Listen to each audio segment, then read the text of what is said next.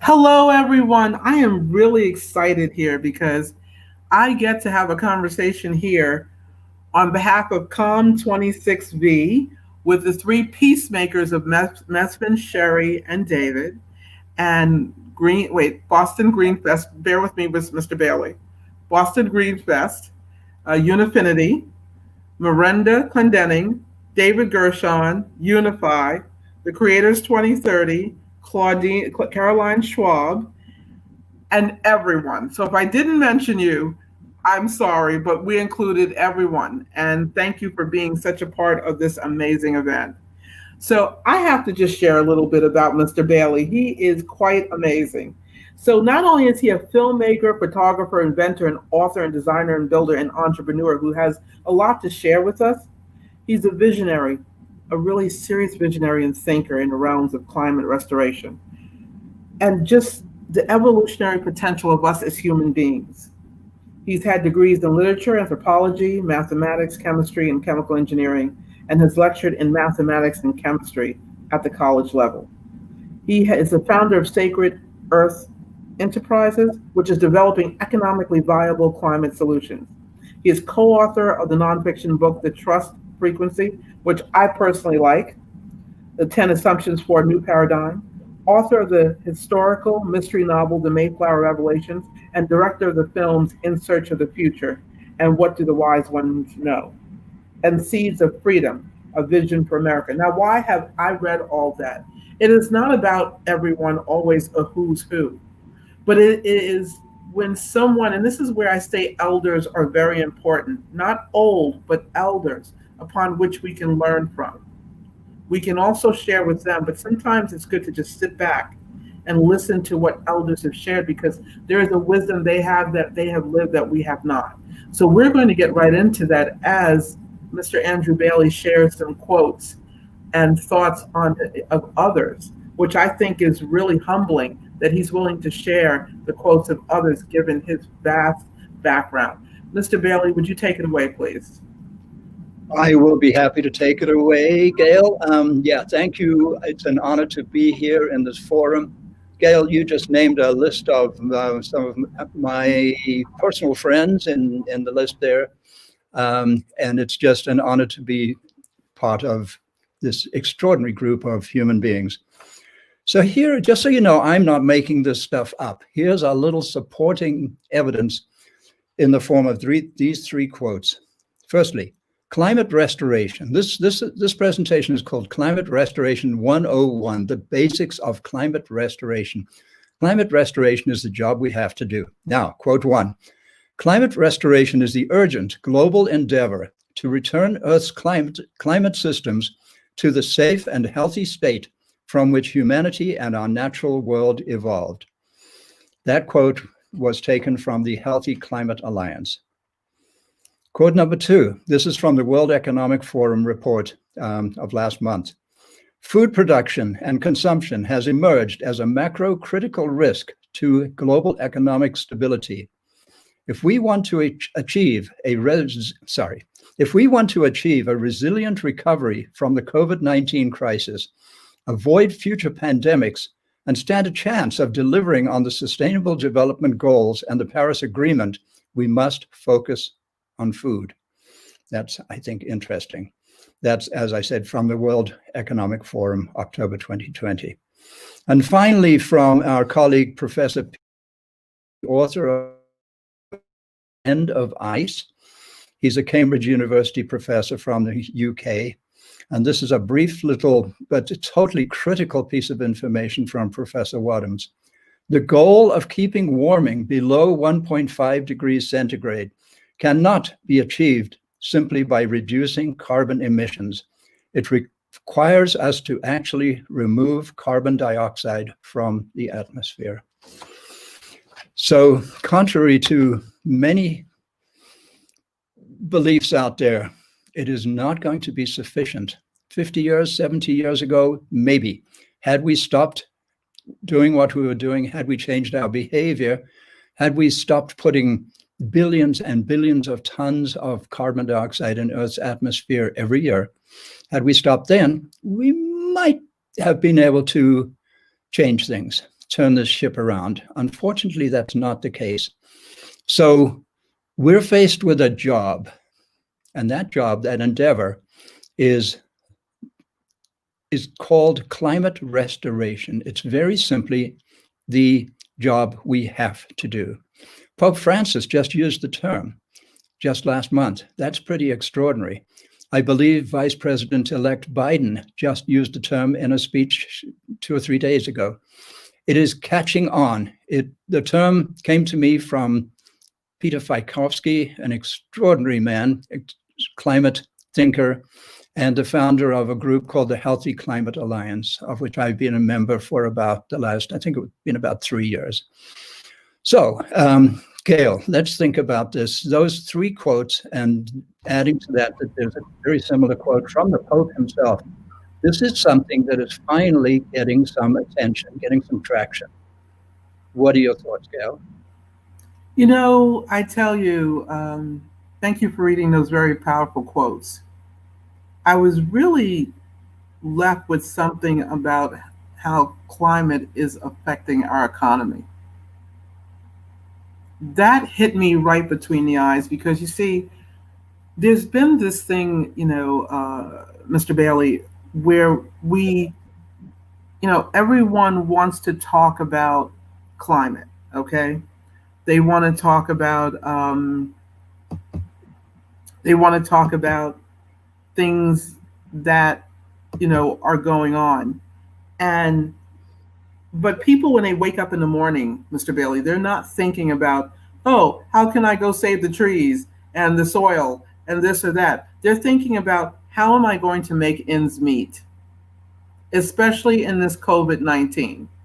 They don't realize that there's a direct correlation to the climate that we're living in. They don't even see that COVID-19 has a lot to do with the strengthening of our planet so that we can continue to buy the produce in the stores that we have. We can continue to allow the soil that we're getting our food from to revitalize and restore itself. And how do we bring that to their attention when they get up in the morning? That the food that is sourced to you, that you're eating for your breakfast, is quite important to you. But I understand on the other side, most families are looking, even middle class, upper middle class, it doesn't matter. How am I going to continue to facilitate having my job and taking care of my family? These are basic things for the middle income. I'm not talking upper echelon, but for middle income, upper middle income, lower middle, and underserved areas, this is what they're thinking about on a daily basis. How are we going to eradicate poverty, which is one of my favorite things I know with David. And that's what hits me. Now, I understand the correlation, but I would love for you to understand, share with people how climate restoration, like from your climate restoration project and all the work you've done, how that correlates directly to that mother or that father waking up in the morning wondering how they're going to make ends meet, not realizing that the food they're buying for themselves from the soil, the fresh produce, okay, has everything to do with the climate. All right, that's a big, big, big question, Gail. And I'd like you, if you would, call me Andrew. Last person who called me Andrew Bailey, who called me Mr. Bailey, was one of my students. We can't do that. Note I called you Gail. It doesn't even have your last name on there. So here's the question. I think the question really is, you've picked up on the middle one of those 3 quotes, the one to do with food, the one that emerged from the World Economic Forum. So the fact is that and then I'll do a brief overview of our situation and what we have to do to change it.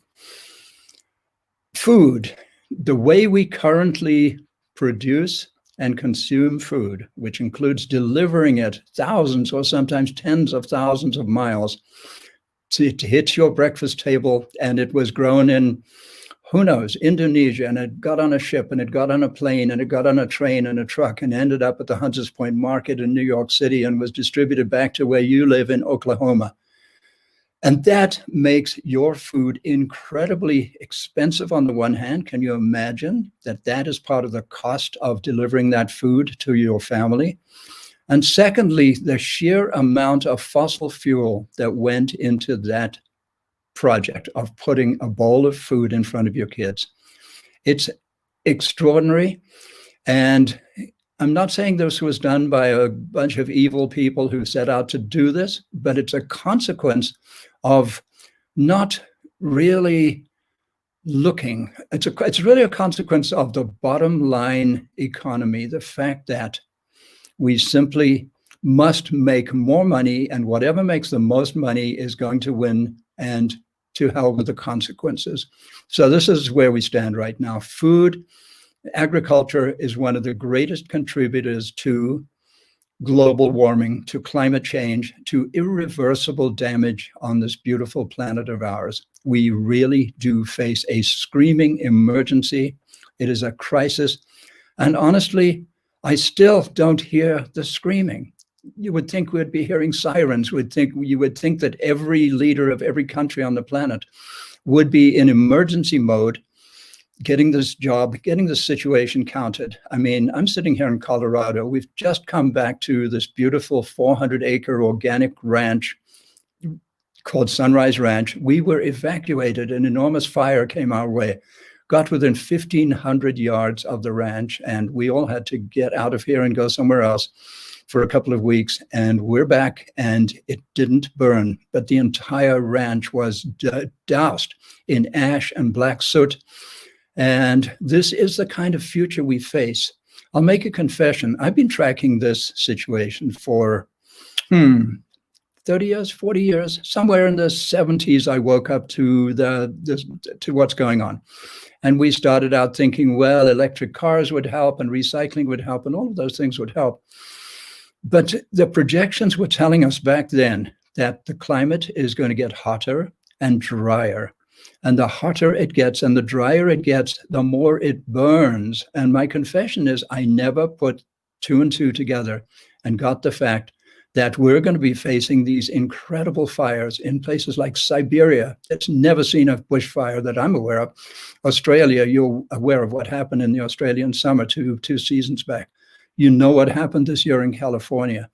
It's completely extraordinary, and it's the very beginning of a total disaster. Because yes, it is. Yes, it is.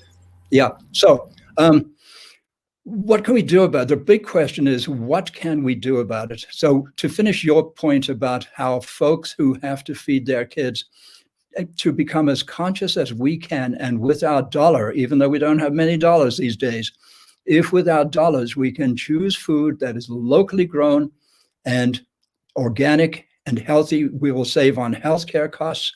We will save on the diesel fuel required to produce that food because there won't be any required. We can do this. Our project, we work locally, we have a global vision, and we manifest it locally. We're in the process of creating these beautiful little organic farms that produce food right where you want it, right where it's consumed. And at the same time, we capture CO2 from Earth's atmosphere and do a whole bunch of other beneficial things, including providing jobs and on and on. That's a whole other story. So, Gail, shall I give a quick overview of our situation, followed by a sort of a summary of climate restoration and the three legs of that stool? Well, Andrew, I actually think you should, because I think this is, and not to be funny with the public, I think this is very important information. Climate restoration is something that I study as a student of, and very, very important to me. So please, I think the public needs to know about it, understand it, connect with it, and take actions upon it. So, let me preface it with this. We're at the end of 4 years, during which time the United States of America has, as the world's second largest polluter, has not only not done anything about climate, but has actually done the opposite. It has apparently made this decision that we are simply going to, as Americans, do as much as we can to make as much money as we can and take no notice of the consequences. We were in big trouble 4 years ago. We're in 10 times as big a situation right now. For anybody coming into the White House and any new administration is going to have extreme difficulty reversing what has been perpetrated on we the people. So it is a situation that has to be addressed immediately. The good news is that climate restoration not only is less expensive than it is being projected to be, it is actually a very practical thing for us to engage in.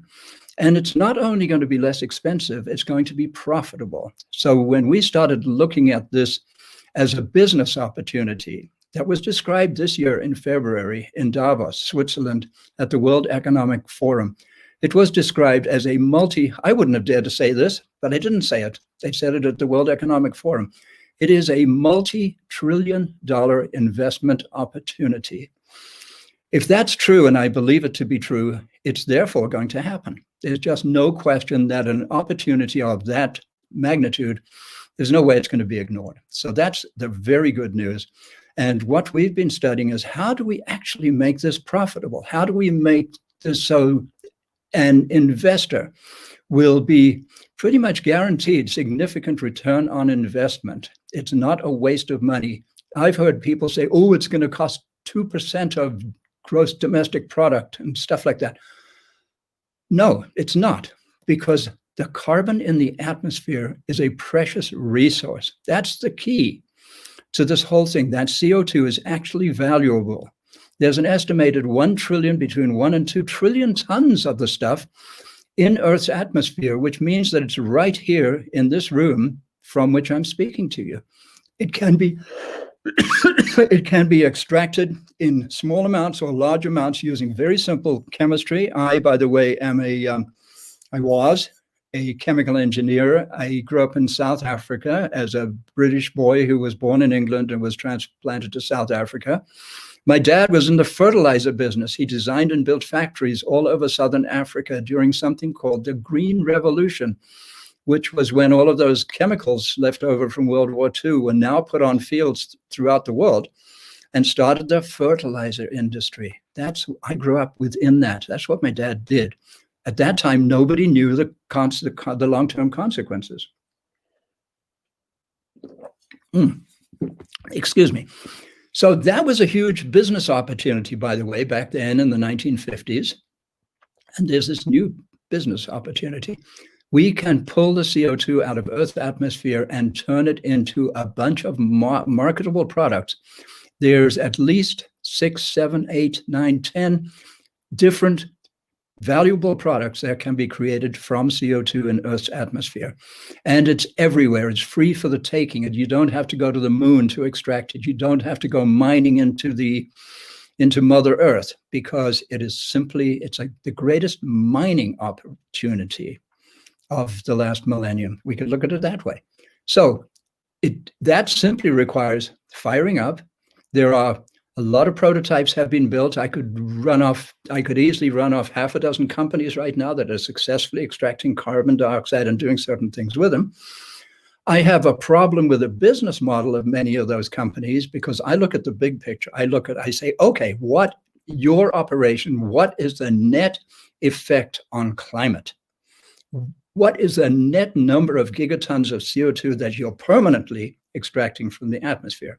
If you're extracting it and turning it into airplane fuel and selling it to be burnt again immediately, the answer is nothing, not 1 ounce, not 1 gram of carbon is permanently coming out of the atmosphere. And your operation has a very big carbon footprint. So tell me about the big picture. There are companies who are selling it to beverage industries because fizzy beverages like CO2. What happens to that CO2? Well, I heard about this guy who drank 10 of those beverages a day, and he did a lot of burping, just like the cows do a lot of burping. So I'm being sort of facetious here, but it's true. It's really important that and then there are operations that the plan is to pump the CO2 deep down into the earth, where it will react with the basalt and other rock formations down there and be permanently sequestered. That is probably going to help Earth's atmosphere. But when I ask those scientists, if I say, okay, now it's the next question, where is the return on investment? They look at me as though I'm crazy. And it's true, I am crazy. I think along channels that I'm not aware of too many other people who think the way we think in our little team. There's 8 or 10 of us. We're a small operation. We have yet to extract, and I must confess this, our first ton of carbon dioxide. We're still in the prototyping proof of concept phase. But we've been working on this for a long time. We've designed these systems. They're not big, ugly factories. So if we can do something that's attractive, that brings multiple benefits to communities, communities are going to like this. They're going to open up to them. And so we have both studied the potential and we've designed an operation. It's a global operation with local consequences everywhere we land. So it's kind of like going to war. You don't build a tank if you're going to go to war and a fighter plane. You set up a production line and you produce many of them, and then you deploy them. That is, we're following that model. So let's get back to climate restoration. The job is to restore Earth's atmosphere to the state it was in the pre-industrial era, when there was maybe 270, 280 parts per million of CO2 in Earth's atmosphere. Right now, we're above 415. We might be, if you include the methane, we might be at 450 equivalent. We're in very big trouble. That has never, ever happened in the history of this planet, at least while humans have been here on Earth. Okay, so we must do 3 things.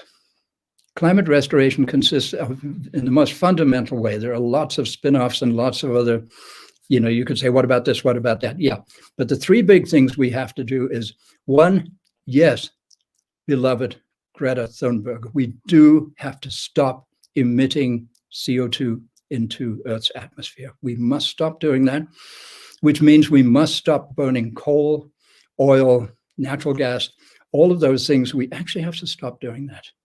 We must do that. But as Professor Wadhams just said, it is not sufficient. We could stop everything right now, and we won't have changed anything whatsoever. We must stop, but it's not enough. Really important to know. Most people think, I'll drive an electric car and that'll solve the problem.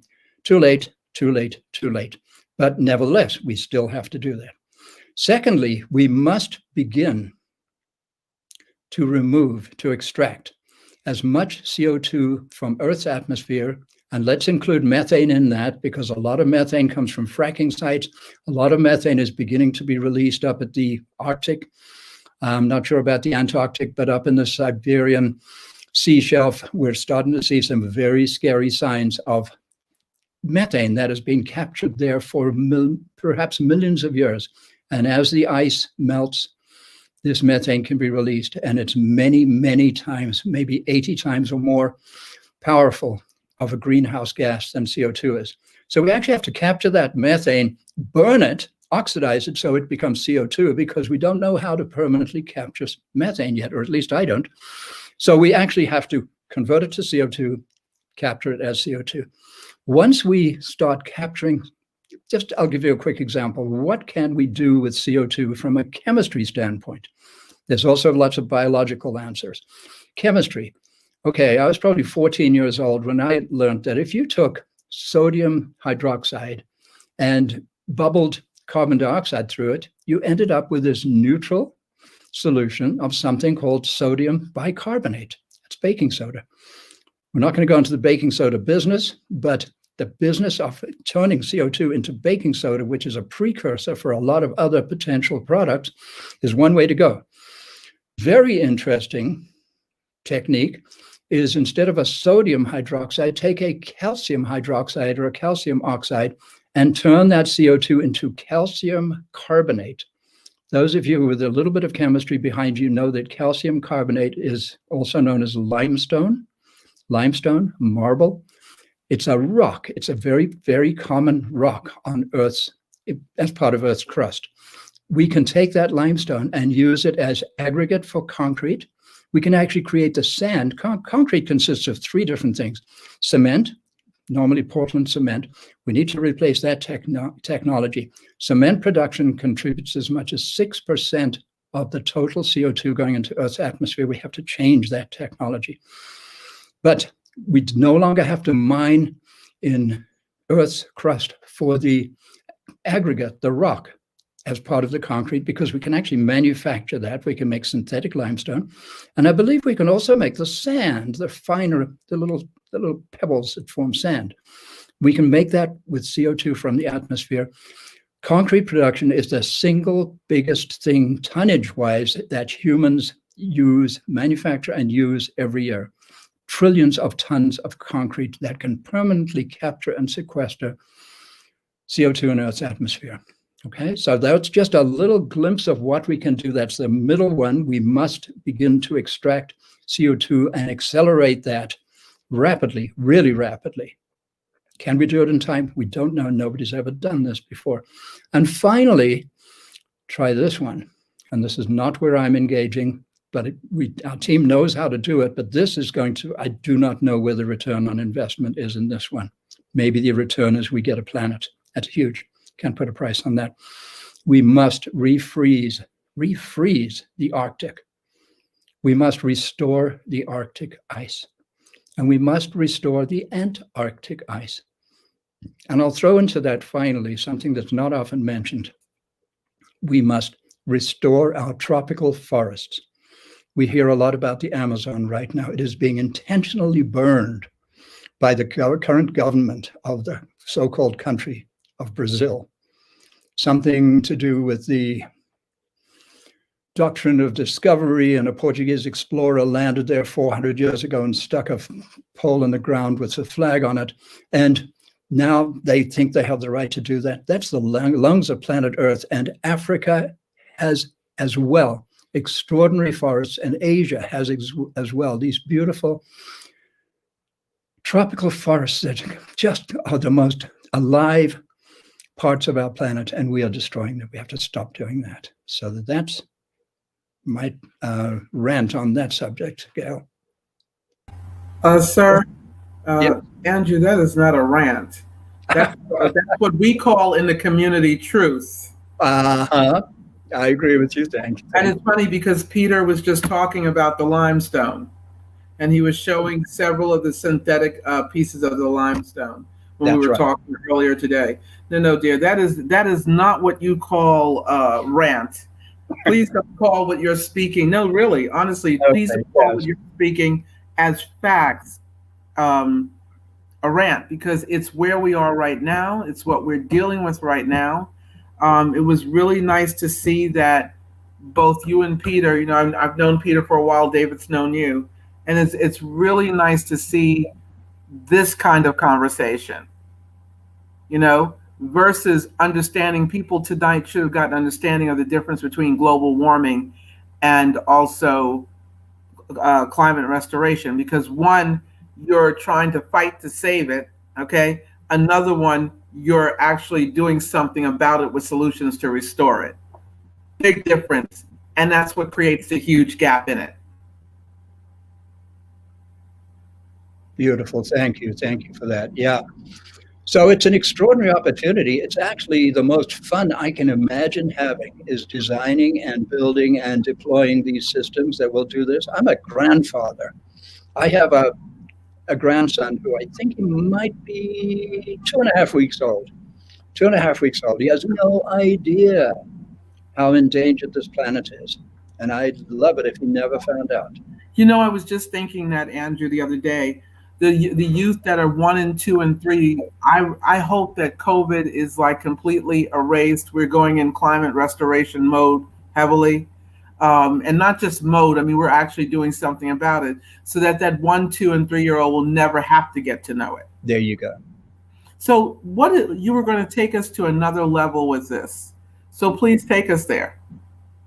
To another level. Okay. So it seems to me that the best picture that I'm capable of painting is what our team has developed. Let me describe that briefly, because it covers most of the United Nations SDGs into a single integrated system, which is a design for a global company that does this job and at the same time provides everything from food to clean, healthy air to fireproof, safe refuge from out of control fires to to accommodation, to housing. We're going to have a whole bunch of climate refugees. We have ways to house them. We can actually, listen to this one, we can 3D print housing from carbon dioxide from the atmosphere. We can create concrete and 3D print houses. There's a village in Mexico right now, that a little 50 unit village. That's an experimental, it's a company out of Austin, Texas, who have done that successfully. They're using traditional standard concrete. We simply replace the concrete. We source the concrete from the atmosphere. That in itself is a huge business, creating housing.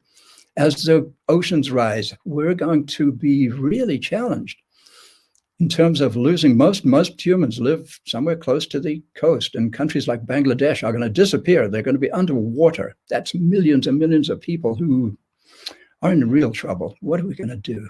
Well, so we can simply take this.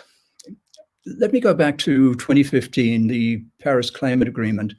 That year, I met a gentleman named William Tooley, who, with his brother, had invented something that completely transforms agriculture. The way agriculture, so this is back to food, agriculture, the way livestock production is now done in the United States and in many places around the world, is in the so-called CAFO technology, which stands for, what is it called? What is it again? CAFO, the confined animal feeding operation, okay? And when you're driving from Berkeley down to LA, for example, and that horrific stench hits you on Route 5, it's because you are driving past or through a CAFO. They are horrific. They're so unhealthy, they require all of these antibiotics in the feed for the animals, on and on. This is a form of CAFO that's completely organic. It transforms it completely and takes that stinky stuff known as animal waste, which is either just dropped onto the ground or kept in so-called manure lagoons, and transforms that so-called waste. Remember, there's no such thing as waste in the universe. The waste CO2 in the atmosphere is not waste, it's a resource. The animal waste, the livestock waste, all those pigs and hog operations down in the Carolinas, where the hurricanes come and this filthy stuff starts washing through the streets. That is actually a precious resource, and Bill Tooley and his brother invented a technology that transforms it into crystal clear, odor-free, toxin-free organic fertilizer that can be either sprayed directly on farm fields or delivered using subsurface irrigation.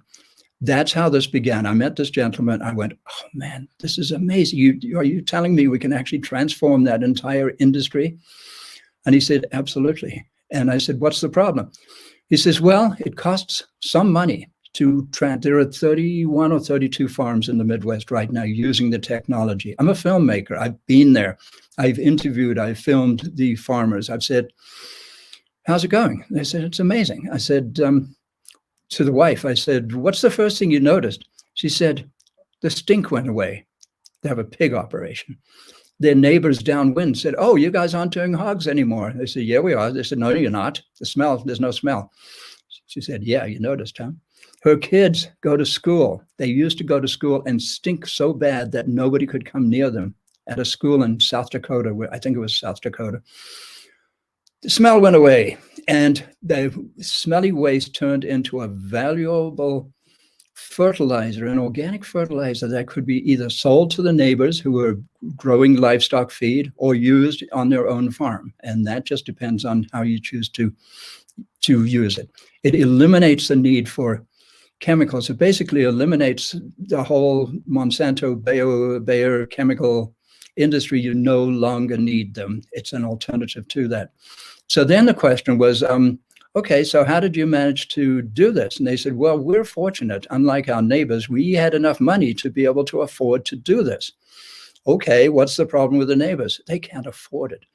And so, okay, Mr. Tooley has this incredible operation, but he has not been able to get it off the ground other than he got a USDA grant to build 11 of them. That was nice. And about another 20, I think, farmers actually had the resources to do it. But most farmers don't have those resources. The banks won't lend. They'll only lend on chemical fertilizers and pesticides and on and on. And that's the situation. That's to do with vested interest and an industry that's very powerful and lobbies, and the banks just have to say yes, sir, yes, sir. So that's how I got started with this. And then as I personally started to get into, well, too much CO2 in Earth's atmosphere. Speaking as a chemist, that doesn't sound like too much of a problem. What does CO2 react with? The answer is a lot of things. So, okay, it's not at all difficult, let's put it that way, to come up with ideas for reacting atmospheric CO2 in a chemical manner and capturing it and keeping it. And then the challenge is to then turn it into something of value, because then you have return on investment. And I always knew that it was possible to somehow intuitively, how do these two things come together? We've got this livestock thing.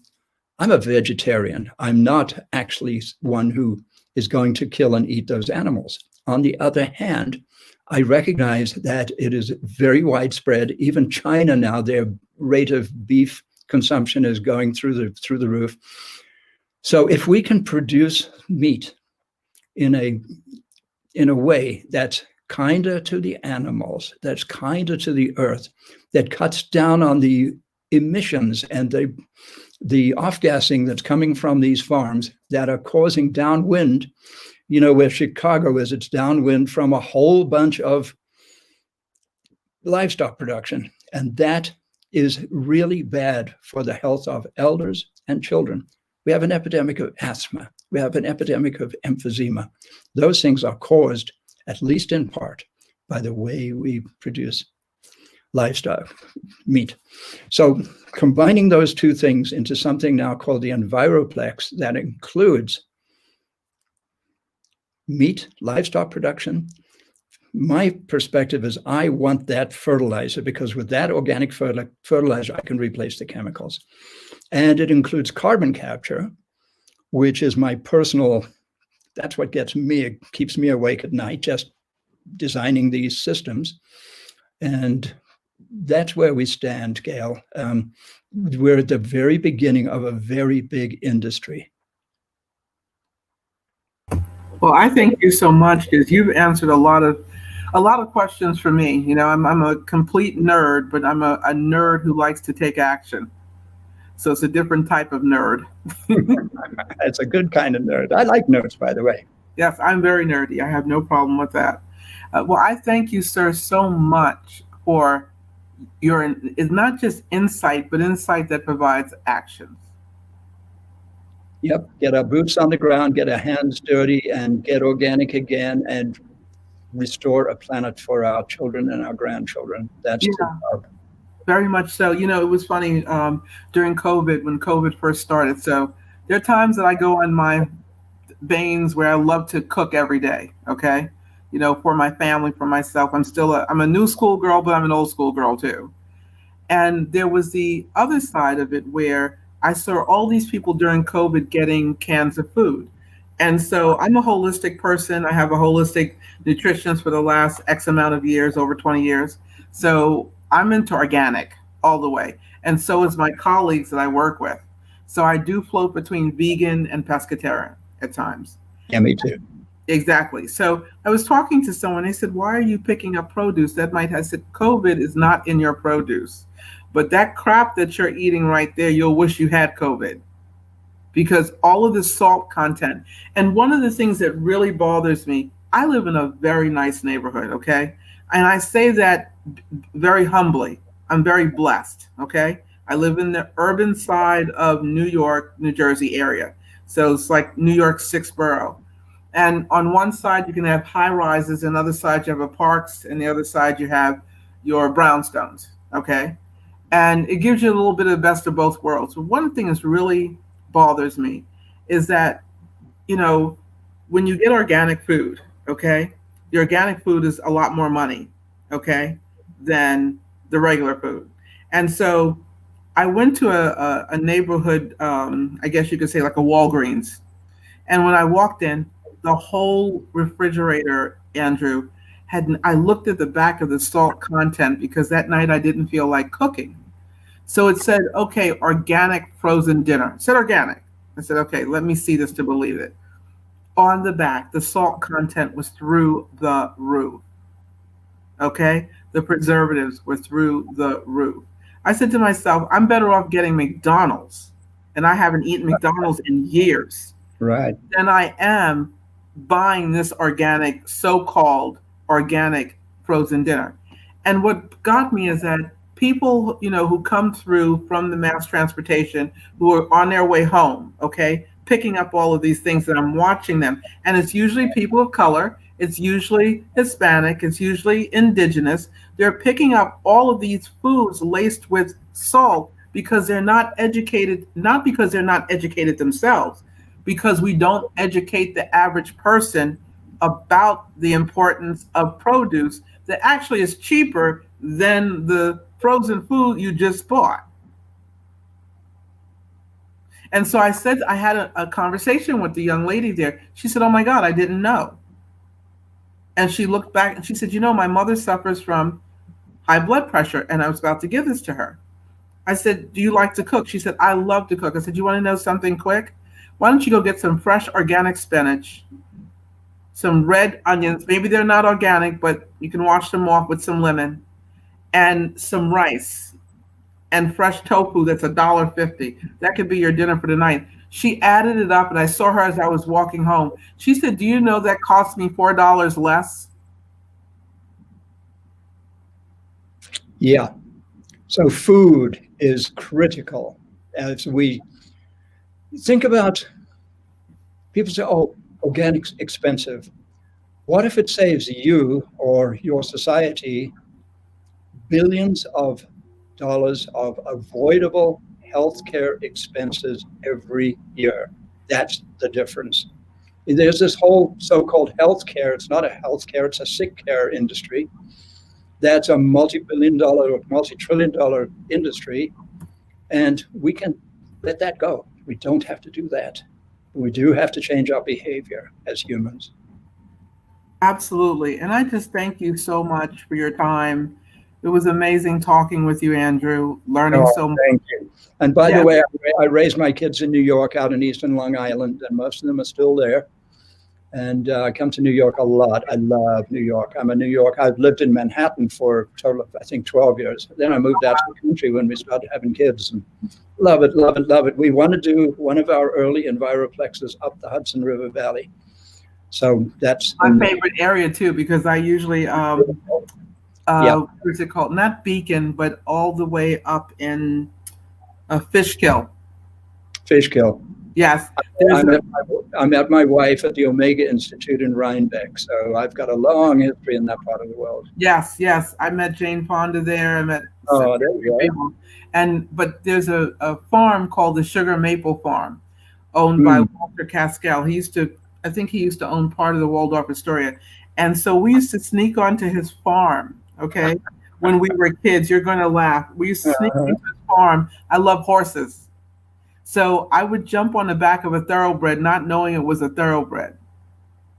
And I was taught to ride by my father's side of the family that's Native Indian. And I would jump. So one day he caught us. He said, "Why don't I just give you the code to come back here and just ride?" And why do I share that? There is something to, and this is what, when we say that we want to generate a lot of money, I want to generate a lot of money in the billions, not millions, for one reason only: to give people access to that. To be Yeah. able to take off in a horse, to be able, and he had a pond on his property, and he had apple trees, apple groves, pumpkin groves, things like that. And he used to tell us, just come and take as many apples as you want. It wasn't a handout at all, Andrew. It was more, because we all lived up in the area, but it was more or less like, my family's from North Carolina, from the farm country. And it felt like my great grandfather's not ranch, but his farm again. Because he kept a very clean farm, and we used to have fresh eggs and all of that stuff. It was a different type of thing. And so yeah, it was just what a lot of things you shared reminded me of those times. Yeah. Hey, Gail, let's find a way to communicate. Can I give you my email right over the call here? No. I will. We can do that offline, because Okay. you might have might have a few nuts. Yeah. Okay. Oh, this is true. Yeah, I mean, there have been some, especially with Zoom lately. So yeah. Oh, But yeah. We got Zoom bombed once. Yeah. Oh, we did too, and I will not talk about what we saw. Oh, yeah. let's just say we let's just say we saw some things that we didn't think existed to man. But Yeah. if you would just be with us for 1 second, Andrew, as we put you in the green room. Okay. And we thank everyone for listening. This is something you want to go back and rewind, and then rewind again. Because in order to learn something and have it implemented, it takes 21 days to gain a habit. And you want this to be habit forming. Trust me, you're not going to get a lot of information on climate restoration. You will get it on global warming, ending the climate crisis as it relates to global warming, but not as climate restoration. So I think it's very important that you really take the advisement of people like Mr. Bailey. I know it's from the South. I'm sorry. People like Mr. Bailey, who's actually taken the time and devoted many of years of his life to this. This is where we need to honor our elders. This is where we need to learn from our elders and share our knowledge with them, so you can bring your knowledge together. It's about all of us working together with each other, not the future, but now. So just hold on.